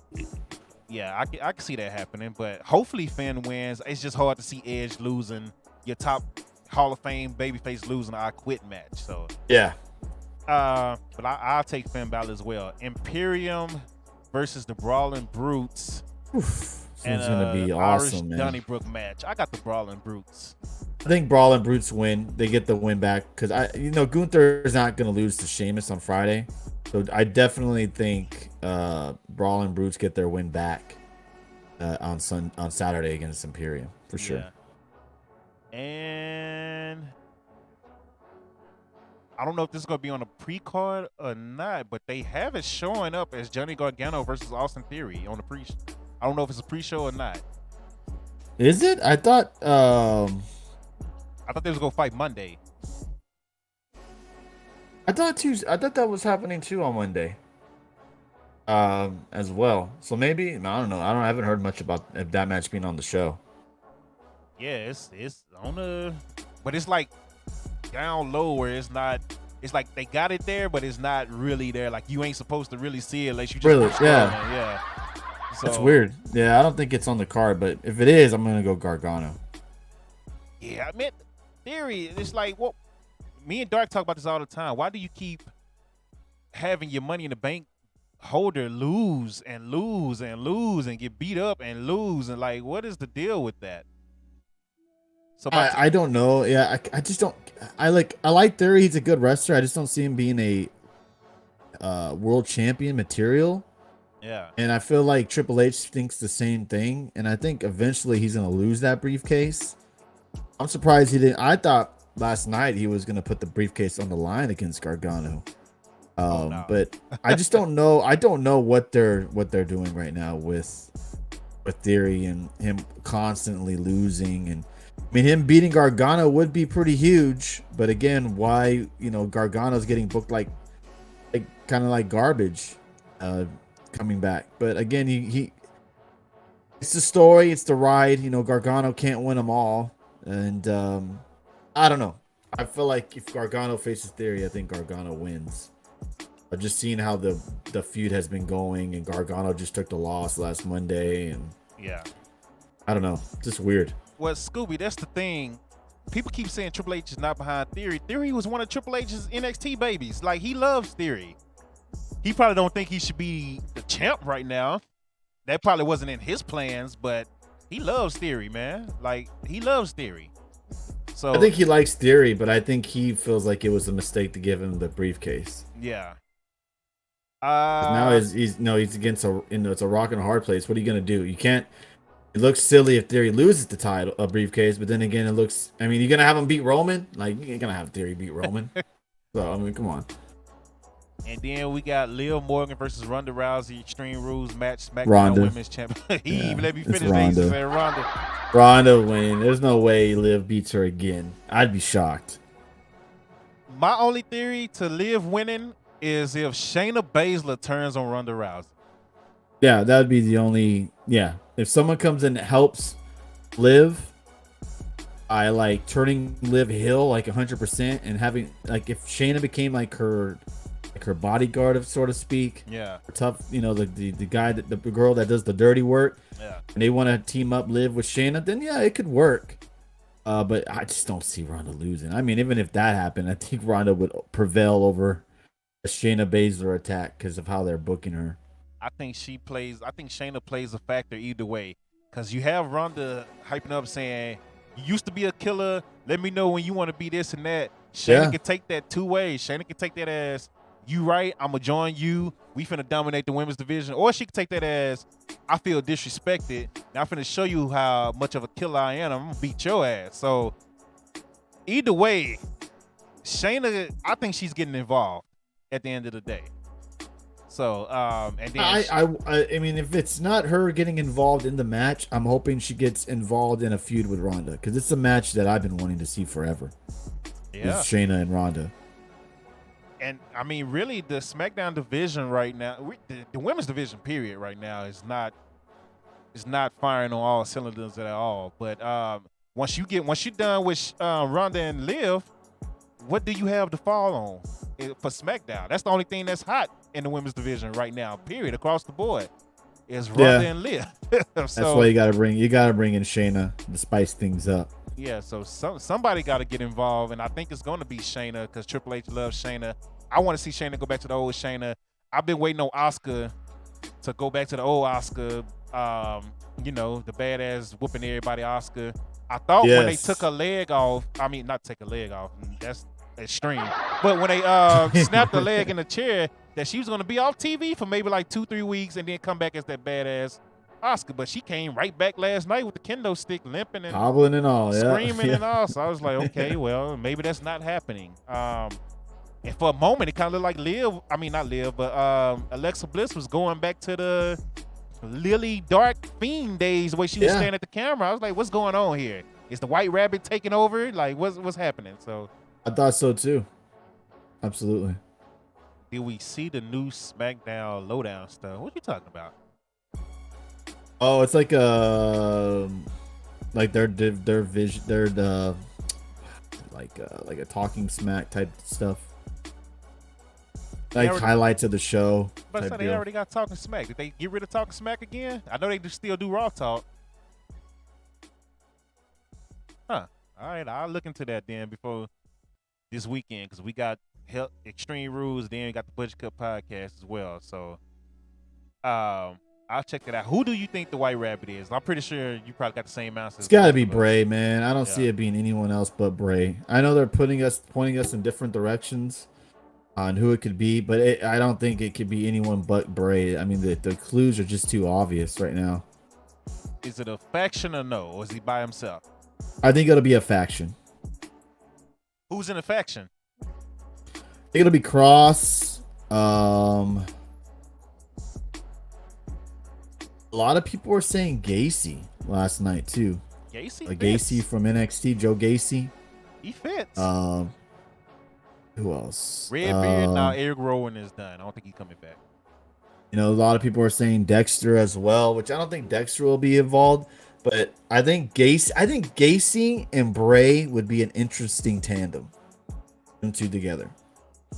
Let's see. I'm trying to find this clip I recorded. Some caller called in talking about he gave his prediction. Wrestling fans are funny, bro. Like, I don't make this stuff up, so let me see if I can find this clip. He said Evil Grimes would be great too. Yeah, they are recruiting Grimes. Well, he was recruiting Grimes with NXT.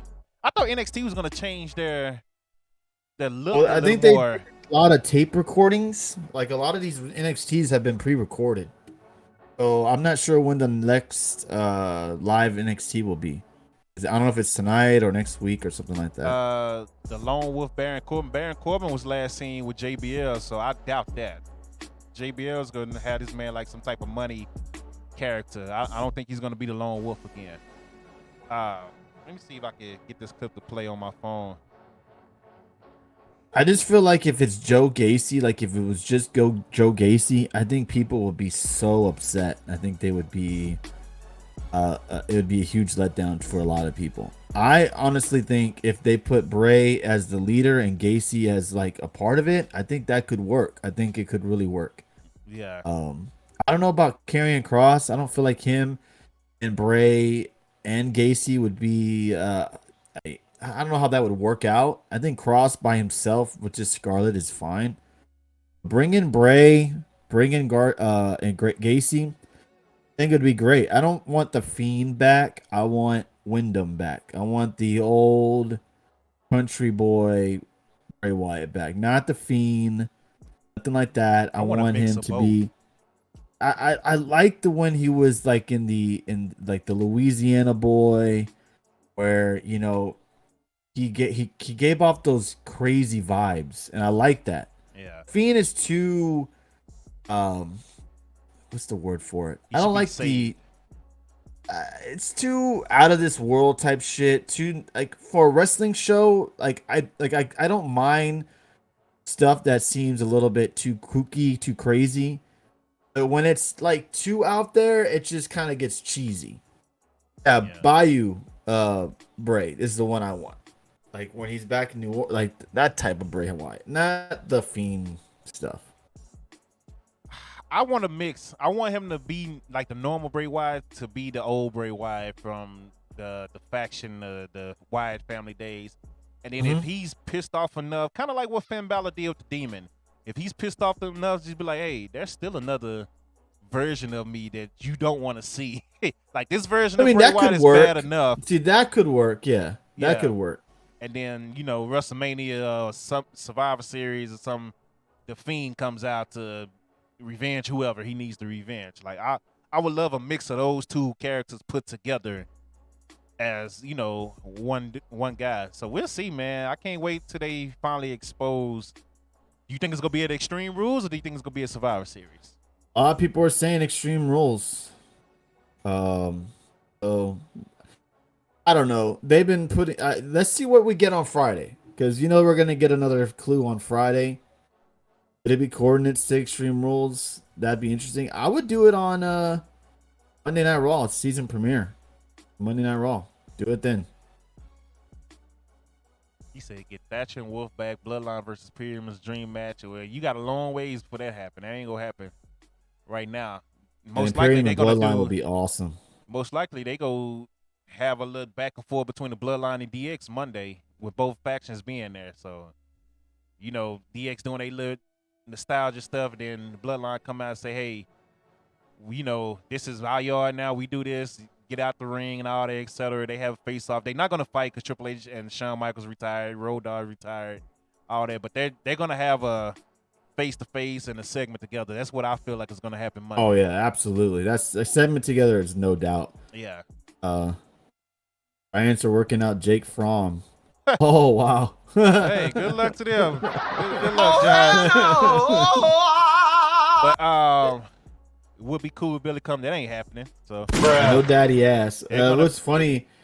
We were saying last night. Maybe they go that. We got 2 words for you, and then they go like scissor. Oh wait, wrong show. Right, That would right. be funny. So we'll That see would how be that great. happen. They're prepared to make audibles to the sound. I'm told. So if the crowd start chanting "Scissor me, daddy ass" and all that, so I'm curious to see how the crowd acts without no Billy Gunn. That'd be funny. where are they? Expect the acclaimed rap though, with that being mentioned. Okay, well, I was gonna play this thing on my phone, but before we leave, one guy called in, busted open, and said, "I think the White Rabbit is either Beth Phoenix or Jade Cargill," and he was dead ass serious, bro. Jade Cargill. And What the he's fuck? like, "Well, if it's Beth Phoenix, I'm gonna put it on Twitter in a minute." He's like, "I'm gonna put it on it gotta be Beth Phoenix. Maybe she's returning with Edge and them two together to take on a Judgment Day. That's the White Rabbit." And then, because he said the White Rabbit was like a female and back in one of them old movies back in the day. And then he said, well, it could be Jade Cargill because she keeps saying she wants more and she's done everything in AEW already. So maybe WWE reached out to her. I said, what? Dude, Dave and that's not Bully how Ray things just work. like, what the hell? Like, I was cracking up when I heard it, bro. He was dead serious, too. Yeah, that's not how things work. Yeah. Yeah. Bro, these wrestling fans are hilarious, bro. They get on my damn nerves. But once again, man, shout out to Get the Tables, a.k.a. Tony, or Tony, My a.k.a. pleasure, Get man. the Tables, for Appreciate you coming having through, me, man. Thank you. Talking NFL, NBA, early NBA predictions. We didn't get into no NCAA, but we will later on down the line. I did want to add the Extreme Rules since I had you on, and I know you do a lot of wrestling as well. And I didn't get the podcast Sunday. So hopefully next week we'll be able to do this again next Tuesday. Absolutely. That's the plan. Kept you longer than normal today, but I had a great time. Next week it'll be quicker as well. So we'll get back to our 1 hour and 15 minutes type of thing with the sports podcast. But shout out to everybody coming through. This will be loaded up on YouTube, so I'm about to actually try to do that now before I go back to work. Leave your comments, your predictions there. Go like the video. If you're not on Dope Content, I don't know what you're doing. First of all, get on Dope Content. Go to dopecontent.com as well. These videos will be posted on there as well. I'm actually live now on dopecontent.com as well. All the Budget Cup podcast videos on there. All the merch is there. I'm still working on the Amazon page, so that hasn't been uploaded yet. So hey, I don't know what else to do. I've been giving away gift cards, shirts, cupcakes, stuff, my merch. Oh, we got to get these. We got to get these consistent, out of pocket. I ain't sponsored by nobody. I got HBO on here and yada yada, but that don't mean nothing. For the people that want to keep donating to the stream and helping the stream out, shout out to the ones that got us to tier 2. It's not on the screen now, but we're approaching a new graphics card. So this is my first time doing a goals on the stream. So we're on tier 2 now. We got, I think, like 25 on tier 2. So we're like at 150 total. So all you got to do is hit !tip, and it'll take you to the tip. Or you could go to my page here on Twitch. Actually, you can do Twitter as well. It's a cash button on Twitter as well. Or you can go to dopecontent.com, and you can donate to the stream there. All the money is being held in a stream account. Not personal. I don't touch it. Like if I say it's going to a gift card, not a gift card, but a graphics card, that's exactly where it's going. So the money that I got so far is just sitting there. It hasn't been touched. So I keep everything transparent and open with y'all. So Tony, anything else you want to say before we get off? Oh, that's it. Thanks for having me on. Appreciate it. It was fun. Definitely hope to be back next weekend, or next week, I should say, and do this again. It was a lot of fun. I had a good time. Yes, Appreciate you having me. Yes, sir. Yes, sir. Push Play said happy TwitchCon week. The Matt Champion said, man, I try not to touch my money either. It works out. As my damn wife touches it all. Hey, more power to you on that, because I don't know. The Matt Champion going to be sleeping on the couch again. There you go. There you go, man. But once again, shout out to Get the Table. Make sure you follow him. Make sure you follow him, man. Y'all have a great rest of the day. I'm about to try to hurry up and upload this to YouTube. And Tony, I will see you maybe this weekend. We're doing a watch along this weekend? Yeah, absolutely. Okay. I should be at home Saturday. So, yeah, Saturday should be cool. And I'll catch you next time, Tony. Yes, sir. Thank you for having me. Yes, sir, man. My pleasure. My pleasure. Uh-oh. I kicked him off the screen a little too early, but let's get to the other screen. But once again, shout out to y'all, man. Thank y'all so much for coming through. For the ones that came through to watch, man. Y'all have a great day. He said, I'll see you tomorrow, Tony. Yes, sir, because he will be doing, what's today? Tuesday, he will be doing AEW. So, much love to y'all. Have a good one. Once again, I am out. Y'all be safe.